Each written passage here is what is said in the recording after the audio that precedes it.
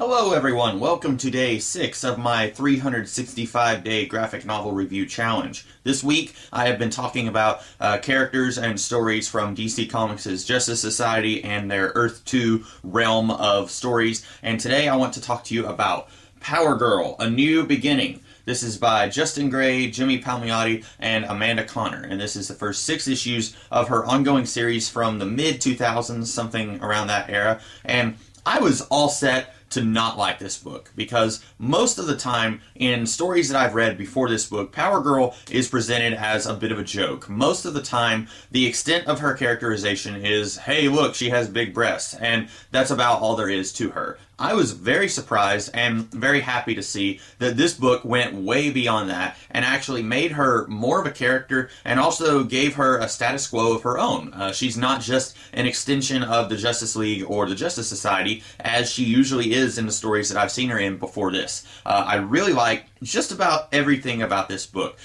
This does start with probably one of the most complicated origins out there. If you get past like Supergirl, who's had like 3 or 4 origins, or Hawkman, who's got a very complicated history. Once you get past that, Power Girl today has a very complicated origin. There was a time where she was the Earth 2 cousin of Superman, and then after Crisis on Infinite Earths, they're like, no, there was never an Earth 2, but we still got Power Girl. What are we going to do with her? So then for a little while, they were saying that she was the granddaughter of Arian from Atlantis, and she was sent from the past, and then they were trying to say, no, she's not from there. She's actually from the 30th century. She's one of the Legion of Superheroes. They had multiple origins for Power Girl. By this point, they had returned to her being a survivor of Earth 2, but Earth 2 is now gone, or maybe it's still there, but it's moved on without her. I don't know, because I haven't read the Justice Society stories that focused on that. But after 1 or 2 pages, this book completely ignores all that origin stuff, and I was so happy that it just moves past it and says, we're creating new beginnings, hence the title of the book. We're creating new beginnings, so we don't need to focus on that really stupid, really complicated origin story, and I love that. I also really like that this book tries to use the Ultra Humanite as a Power Girl villain. The Ultra Humanite is an awesome villain and should be used as often as the Joker or Ra's al Ghul or Darkseid or Lex Luthor. All those characters who are like A-list villains, Ultra Humanite should be used as often as those guys, and for some reason he's not. He used to be an actual Superman villain, and I guess people think, well, because Lex Luthor came along, we can't have 2 bald mad scientist villains in the Superman comics. I don't really think that, I mean, especially Ultra Humanite now, he's a giant albino ape.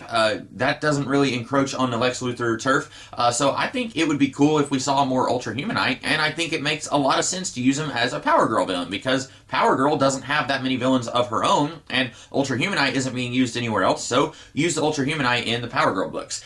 So that was about half of this book, was her fighting the Ultra Humanite in an attempt to drop Manhattan from like thousands of feet in the air. I thought that was kind of cool.